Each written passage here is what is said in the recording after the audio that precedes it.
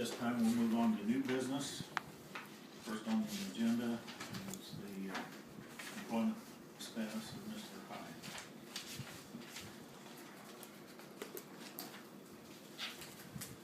I'd like to make a motion that we go ahead and ratify the letter that was dated May the 14th, the termination of Mr. Hyatt.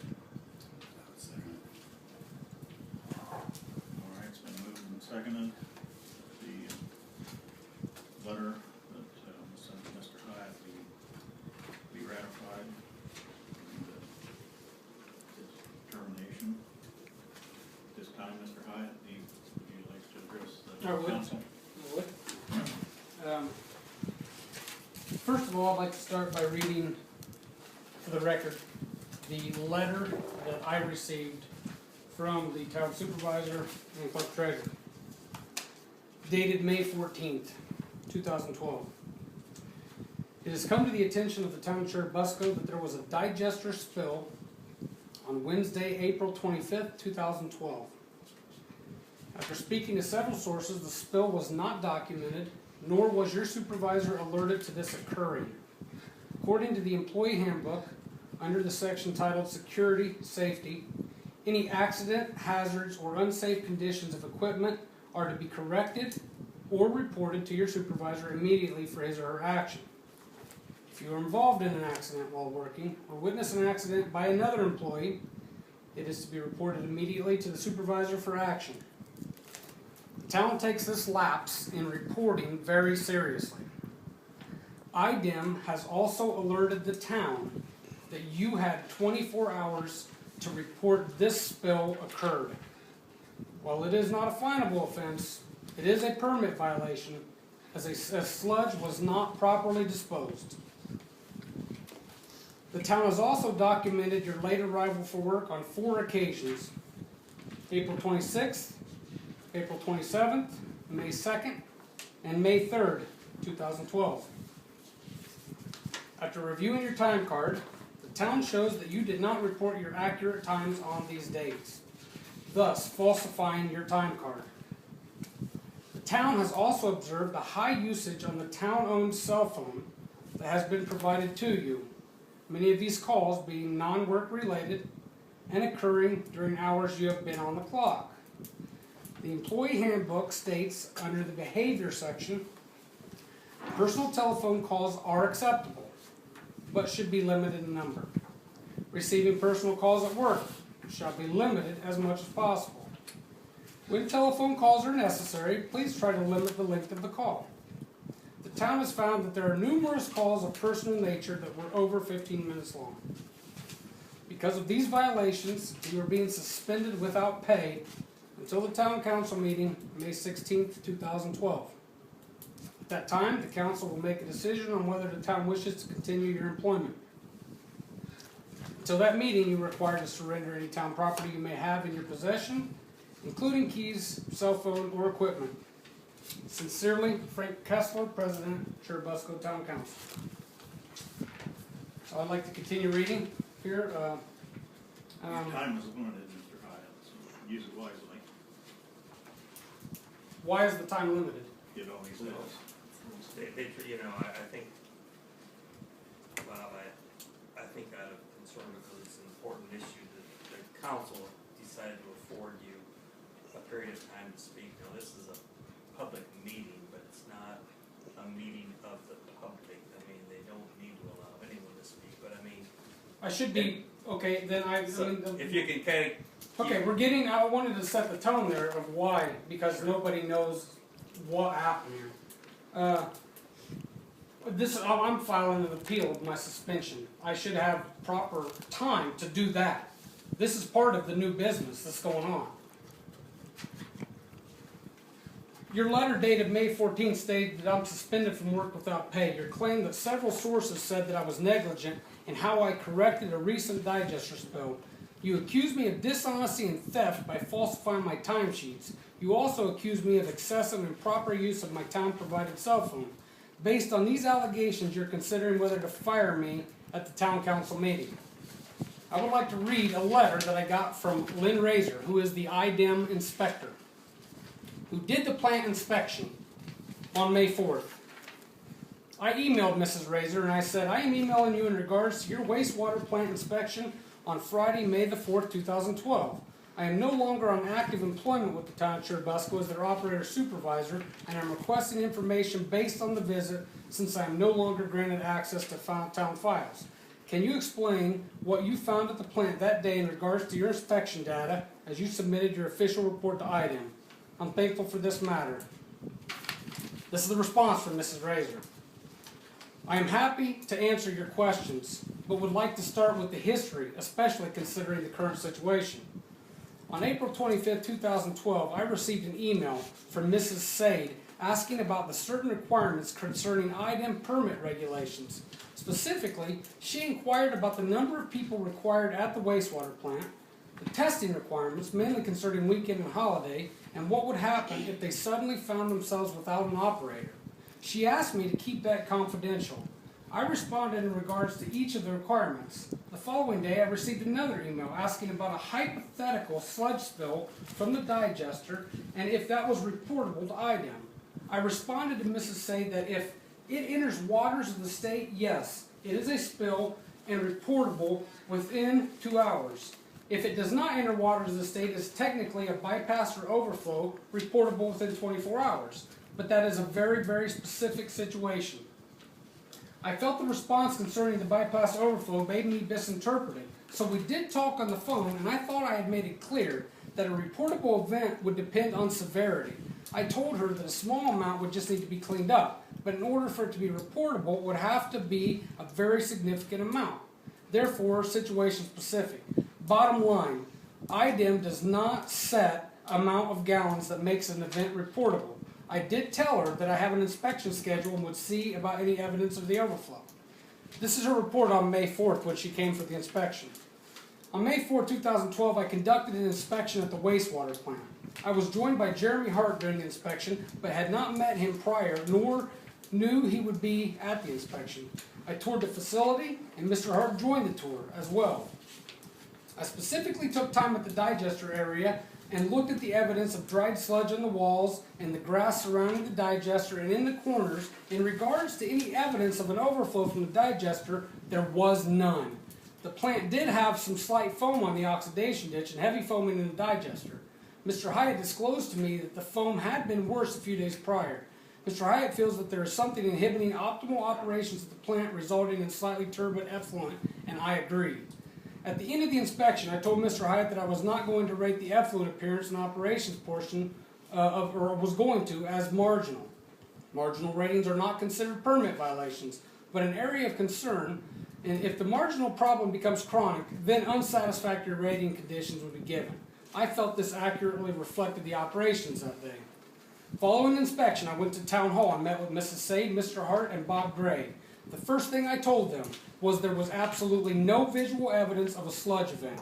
Mr. Hart agreed that no solid sludge or trash was visible anywhere around the digester. They joked that Mr. Gray did too good a job of cleaning it up, but stated that I didn't think anyone could clean up that big event without leaving something behind. I told them I told them that my report would note the slightly turbid effluent operations interference as stated above, but no permit violations were identified. We also discussed the weekend holiday sampling. I did suggest that on occasion Sherry could do this testing. Lastly, hours of operation required at the wastewater plant was discussed. I had kept all this confidential up to this point. Mr. Hyatt had no idea that I had been told about a digester problem. In days following, I've received additional information that made me feel that I must break this confidence. So the first item that I've got to was the fact that I was accused of, in the words of the town, the lapse in reporting they took very seriously. IDEM has alerted us that that you had 24 hours to report this spill. Obviously not. I've got documentation that I'll give you a copy of from the state inspector saying that there was no violation of any kind. The accusation, though, says that while it's not a finable offense, it is a permit violation if sludge was not properly disposed. Would you care to see the letter from IDEM? I'm not really here to gather evidence tonight. This is not a hearing. Well, I do reserve the right though as an appeal. I can't be shut off. My termination is at hand here, and I think I deserve every right to defend myself according to the employee handbook. There's nothing in the employee handbook that states my time is limited on an appeal. That's all I'm getting at. I just want proper time to come up with the allegations, because I've been accused of dishonesty, theft, and everything else. And the allegations are false. There is nothing that shows that there was a violation of any kind. So how can the accusation be made, especially by people that are not qualified to make that assumption, other than the state inspectors and myself as the certified Class 2 operator? I'm just trying to figure out, how did that come about? We're not here to engage in a dialogue or get into an argument. There's an item of business on the floor in front of the council. Out of the goodness of their heart, and my recommendation, they're giving you the opportunity to speak on your behalf. This is not a hearing. We're not going to get into a dialogue of he said, she said. So when am I afforded my opportunity at appeal? I think you're going to need to talk. You're going to need to get your own lawyer and talk to them. According to the handbook, I'm afforded that opportunity of appeal.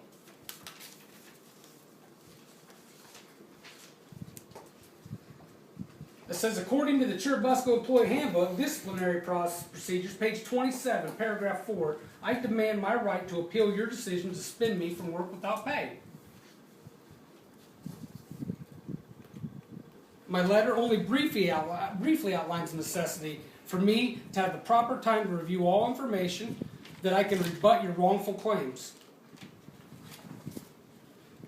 How does the appeal process work?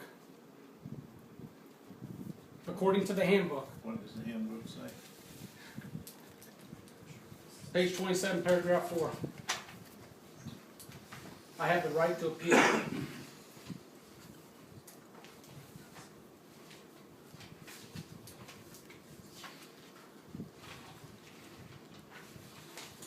Jeremy, do you have a copy of the handbook in your office?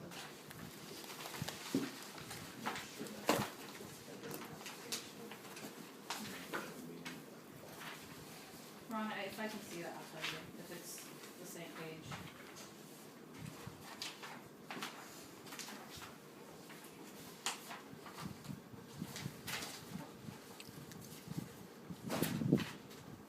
Yes, it is. It's the same one. There you go.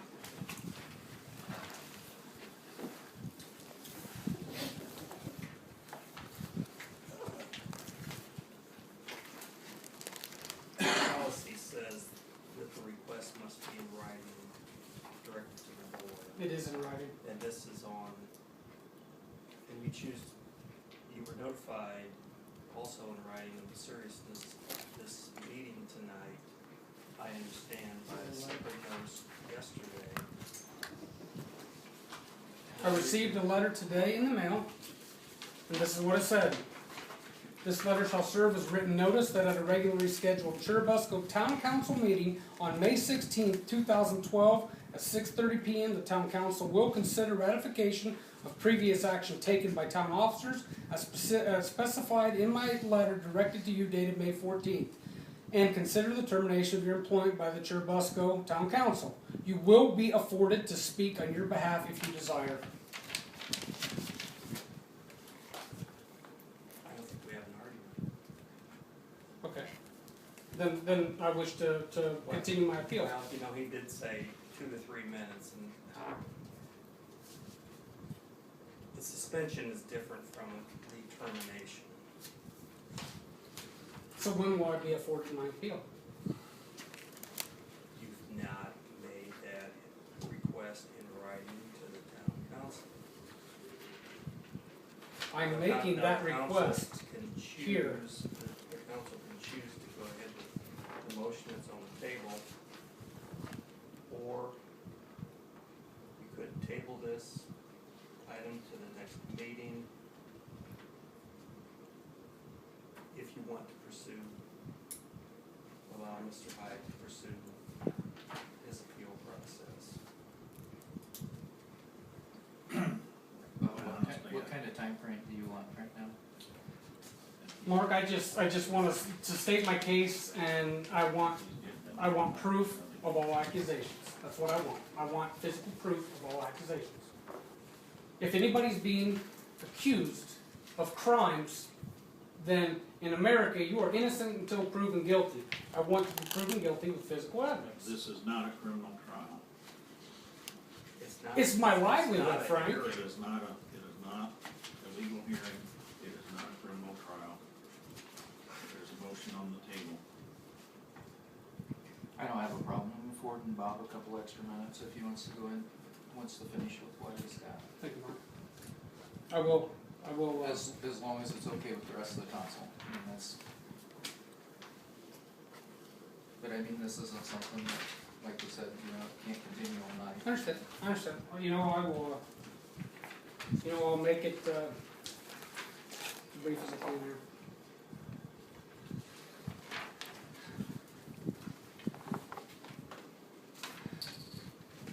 It would seem to me that after 9 years of service with the town, I would be afforded the respect and decency to have at least been told, because prior to this letter on May 14th, I was never told, contacted, called, talked to by Mr. Kessler, Mr. Malcolm, Mr. Peppel, clerk treasurer, or the town supervisor. Never. This came up about May 14th, first time I've ever heard anything about it.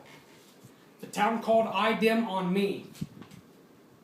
The town called IDEM without consulting me, the certified operator. Bob, I would continue with what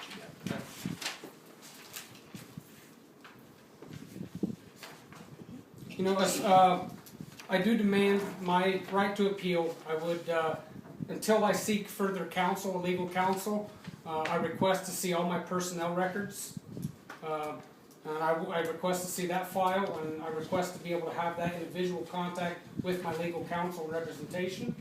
I request to see all of my timesheets back from my date of employment, 2003, July the 3rd, I believe it was. From that point on, with my counsel, and I also demand to see all files from cell phone usage, because the cell phone was given to town employees, letting us have it as personal use also. No overage charges, nothing was ever occurred in that one. I want to see the documentation and the proof that all calls made during business hours were in fact personal. I have that right to seek that with my legal counsel. So my question is, when can the town council provide me this documentation that I can look at with my legal counsel? Your counsel can contact our counsel. Okay. Appreciate it.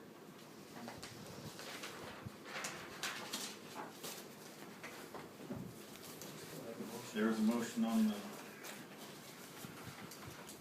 table. Is there any further discussion by council? I don't have.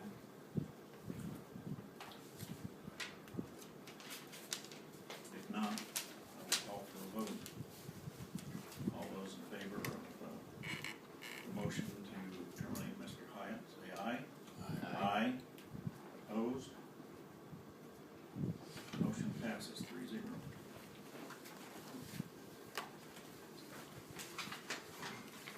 Thank you.